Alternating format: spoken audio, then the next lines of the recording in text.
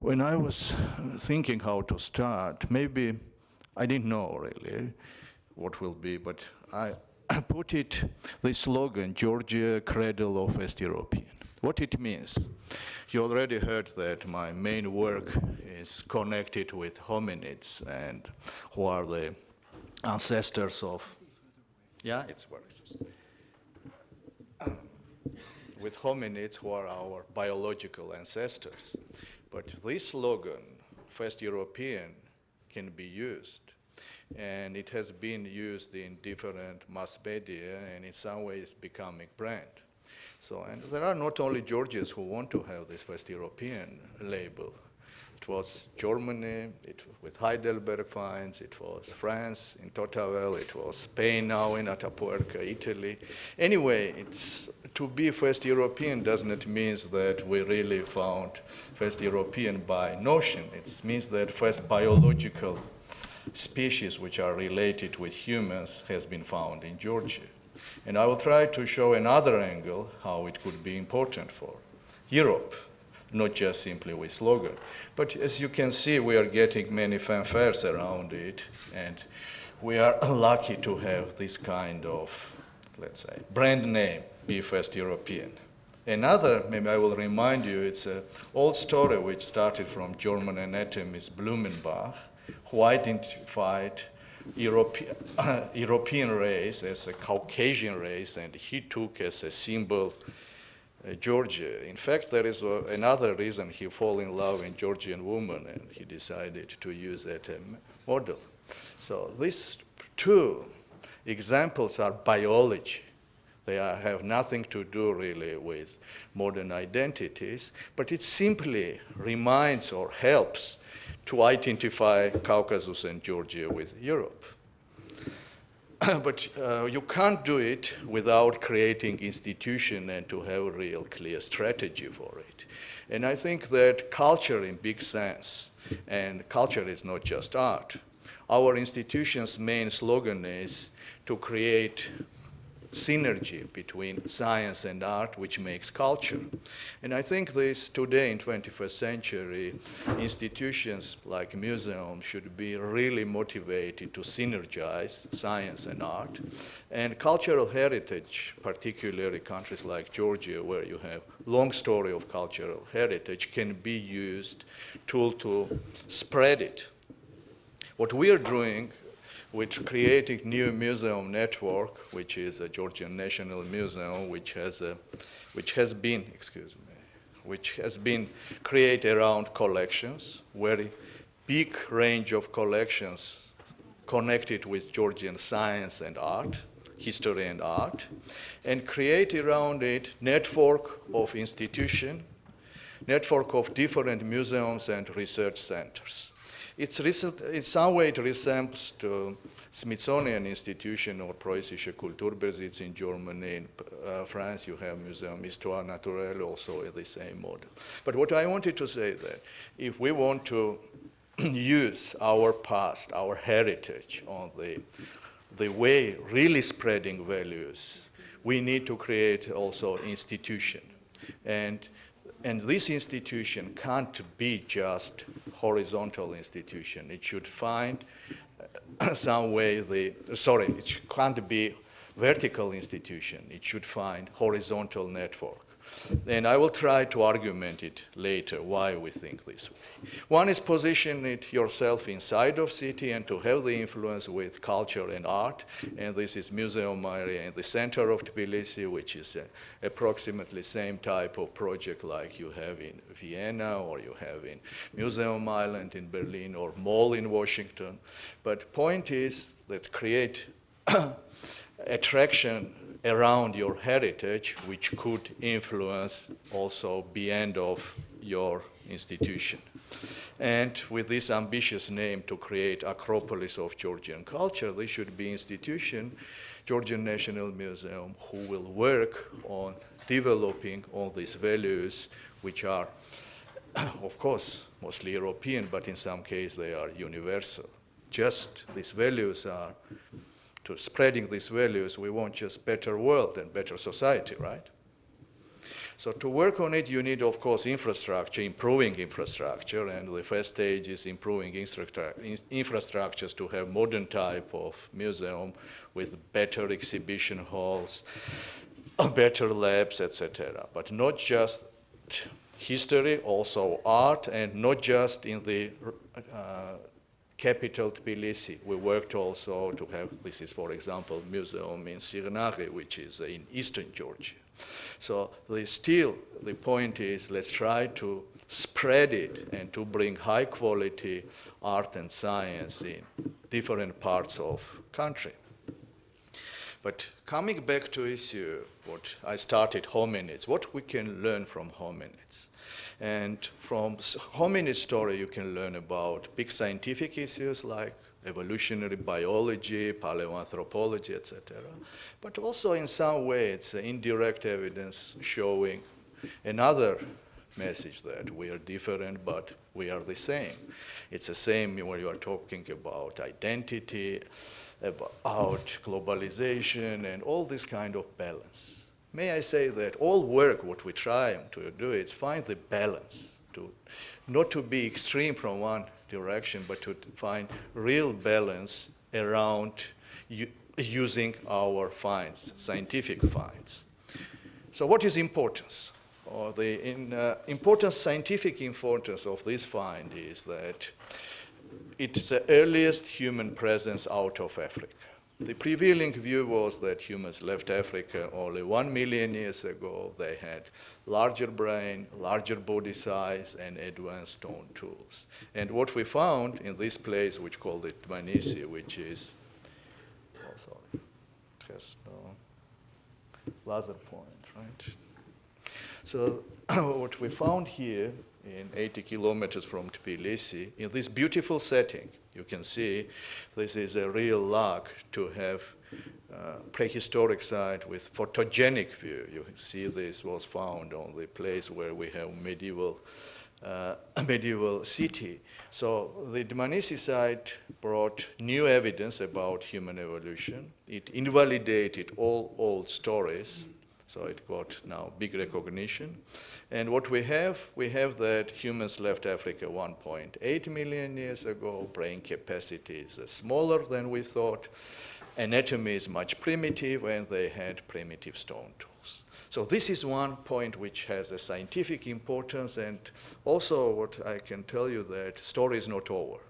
In next week, you will hear in 10 days about another new discoveries which is coming from the same site, and which helps us to be in forefront of science.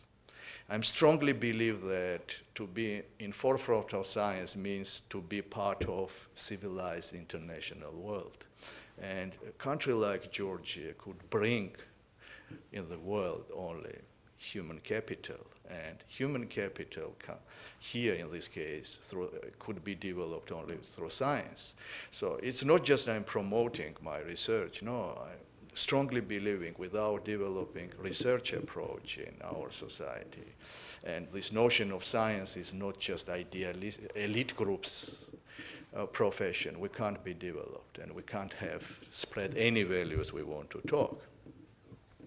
So this is a scientific discovery which was featured in different magazines having cover story of National Geographic, etc. So this is one important scientific importance. Now how we can use that beneficiary of this big scientific importance could be others, layers of society, just not elite of science, but as well other countries. Well, first, as I mentioned, we are in big international network of scientific network, and this is an opportunity to have access and work with different high-level institutions and universities in the world. But also is an opportunity with this high level of discovery, spread your vision and values. Let me take for one small example. Everyone has been on archaeological sites. And you will notice there are 3 different spots.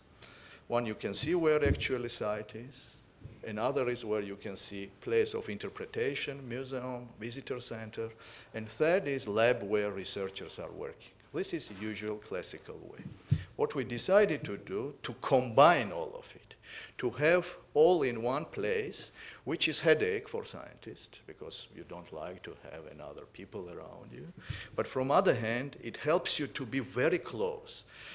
Like you have live archaeology, and this is an opportunity to attract wider public and to spread, as we want to say, knowledge or values, and to make really closer science to public.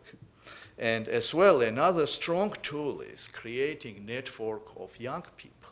One is through professional field schools and summer schools, because this is a brand name, it's known in scientific world, and many students from all over the world want to come here, but it's our work that there will be not people, students of very developed and rich countries. This is a chance to find network for the regional students from third countries, etc. So place of unification, one more time to talk on it. So this is one story, and where Caucasus, Georgia in this particular plays important role in the world history. Another important period is a period when first agriculture happened, right? So when humans from hunter-gatherer are becoming already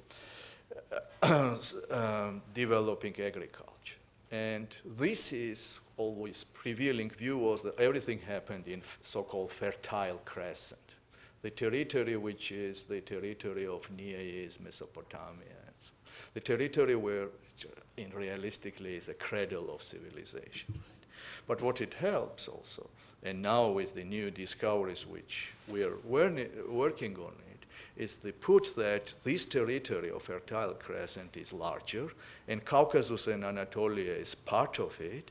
And one very important story here is wine, history of wine. History of wine, as an origin of agriculture, it's one of the important international scientific topic, but same time, big opportunity to interconnect another part of the world. So this is a second story. Let's go in other third story, which I put it. I am not going to tell you a narrative of Georgian history today. No, don't afraid, you know. You see, I will just highlighting some episodes which shows that this territory was really part of big stories, like, as mentioned, human origin, origin of first agriculture, and then is a big story for all over the world when happens Greek colonization, the period where we know story of Golden Fleece. And the Golden Fleece story has been promoted by Greeks afters for a long time period. Maybe this was biggest PR company has been done for this story. Greeks were fantastic spreader of knowledge and news. And everyone knew the story of Golden Fleece, story of Jason, Argonaut, Medea, but I'm not sure everyone knew that it happens in Caucasus, in Georgia, in Colchis. So our work is to put it in the world with a message that it's not just story, it has a reality behind of it, and archaeology comes for it. And all these finds, what we were presenting, and which comes from the archaeological side from Western Georgia, has been accepted by scientific community. You can see these beautiful items, that it's exactly time period when Greek colonization is all over the world. But at the same time, in Western Georgia, in Colchis, you have a civilization which is part of big influences, both, may I say, Greek or Achaemenid, but keeps identity. Maybe this is the first message what we want to be today, right? To be part of global, but to have own identity. This was message what we tried to spread, and we used tool international exhibitions, using, of course, a little bit playing with marketing, saying that it's Medea's gold, but to use it starting from Berlin museums and then to have it in 12 countries in the world, but really to showing different angles, science, beauty, but same times putting message that we are not coming to Europe today, we were part of it, keeping with our own. So this is one example doing it, but now to come back to the Georgia, how it should serve, it's just one exhibition or not. So what we try to do now, to develop infrastructure around the site where these main finds are. And to see, not just to have either archaeological site or museum, this old museum, but we are creating now some kind of center of the cluster, and World Bank already supported us for this project. It means that we will have in Western Georgia, a place where these beautiful archaeological finds are coming, center of research cluster, which will cover whole Black Sea. So this is an opportunity to bring still international community and research community and students, and I will not talk longer about these issues, but we already have connections with different universities to build same type school we have in Dmanisi here, but to have network of field schools, particularly for BA, then MA level, etc., and using either European programs or American programs. So it's a clear tool, what I wanted to say. When science has some international meaning, it can be beneficiary could be very large audience. Another point, of course, is what we say, this is a medieval history. Now, of course, there is no identity of Georgia without Orthodox Christian identity, and for us, it's very strong values. But still, we are also a multicultural country, and we always have this ambition to be multi-ethnical, multi-religious society. And I think using items, you see the items from different culture, you see this Qajar painting, which are housed in our museum, or the sites can be another tool to spread this message. To spread this message via also places like sites. And this is a museum in Akhaltsikhe, which is in southern Georgia, which is on the close border of Turkey and Armenia, and which has a real multicultural history. And it has been created new park, let's say cultural park in some way, where you have mostly of, let's say, Muslim culture, or you have both, may I say. But to keep it as a museum, you see there's a beautiful view. There could be discussion about authenticity, etc. But most important thing is this is the infrastructure.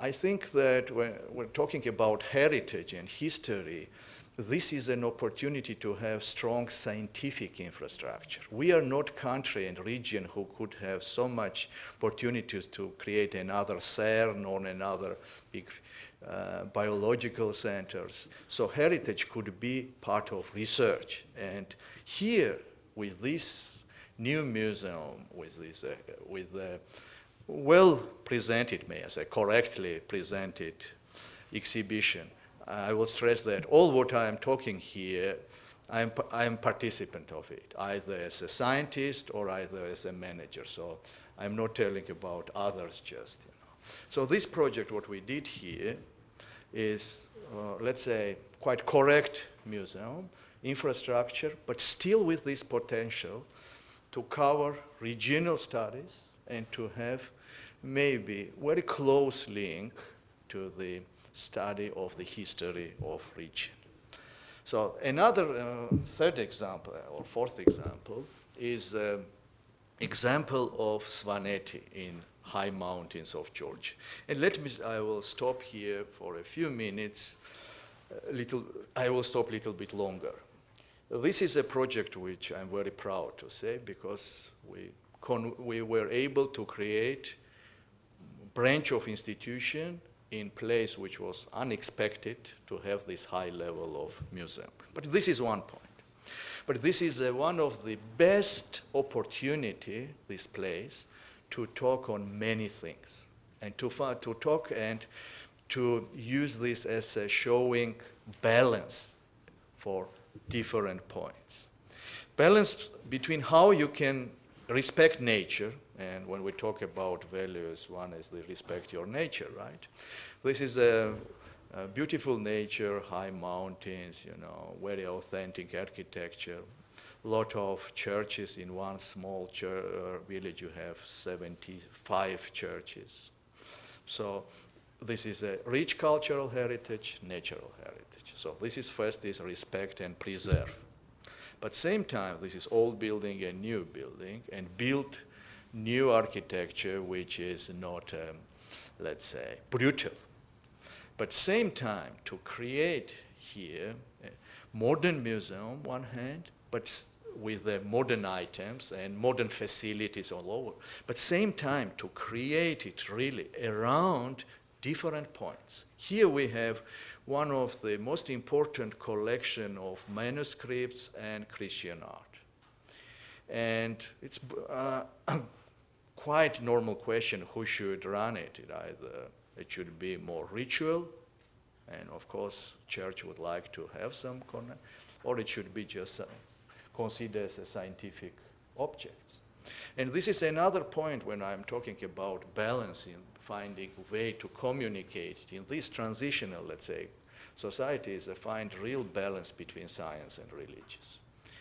We very often are not talking about it, but I think this is one of very key points, and creating this kind of exhibits, creating this high level of storages, and find the dialogue with, let's say, and other stakeholders like church, I think is very important point to spreading these values and to be part of you. So I'm proud to say that this museum, which is in high mountains, which has, as I told you, absolutely modern facilities, could serve in this region place where we can spread the values and to be active. And one point, what we try to do in our museums is we are creating main exhibition around history, but leaving part for modern art and modern activities. And this is a message also, not to just stay in past, but to leave these opportunities, this local community to develop and to think on it. See, I don't consider that we found something new, what I'm talking. All what I'm talking, it's known. The question is how we could make it part of system and institution. That always this kind of approach, not to be just personal initiatives, but to be how we should work daily basis. And even this kind of meetings, you know, in this museum where you have really different type of people is an opportunity to have real dialogues, not just by words, you know, not just, you know, talking that we need interdisciplinary approach, we need that. The words are fantastic and it's had to be said much better. But let's try in the small cases to find the way to connect it and to have it. And not to forget about the recent past. You know, we are not ostriches, right, to put it our heads, you know. We have recent part. We had the Soviet period with this, call it Soviet occupation museums or halls which are in different way. But not to live, we should know it, and children should know it. And we should find what I can see in our case is using all our the past to finding another tools to connect wider public. And particularly future generations. This project, for example, it's a synergy between opera and archaeology. We found one day that in opera of Radamisto, it happens in Rome, there is Iberia, which is Eastern Georgia. So what we did exhibition of Roman period archaeology. We brought also opera, and what has been done during this preparing it, these kids were learning both archaeology and what is the opera. I don't think that we need all these archaeologists or opera singers with young, but this is another opportunity to bring people closer to your roots and values still. Still we are all around these values and networks. And I think that working with this young generation and with students is an opportunity for us to create very strong network and work from grassroots and from high end, from both sides. And this kind of high-level discoveries, what we do have in Georgia, in this case, in other parts of the Caucasus, I could say that Armenia, Azerbaijan is very rich with heritage also, not talking also to Turkey. So all could be strong tool for future. See, I'm coming from archaeology part and working more now with biology, but be honest, there is not clear borders. If there is not clear borders between science, what should be on the way? And science could be a very strong tool to bring people together. And I think this can strongly change image, I would say, of the Caucasus from conflict zone to zone of the unification. And itself, archaeology in last century was colonial science. It was more, let's say, for very strong countries to go in less developed countries to excavate, with some exceptions. But now it's changed. It changed. The countries on the play with heritage have much more opportunities to work. And so this is another opportunities I will be happy to discuss and to think in this kind of projects. And there are many different ways to create it, this, let's say, platform of the future work, not for these kids, but for future. And I'm happy to say that we could tweet it for past and present and future. Once more, let me say, when we are talking about past, we could really have this past and present and future, not a slogan, with concrete cases.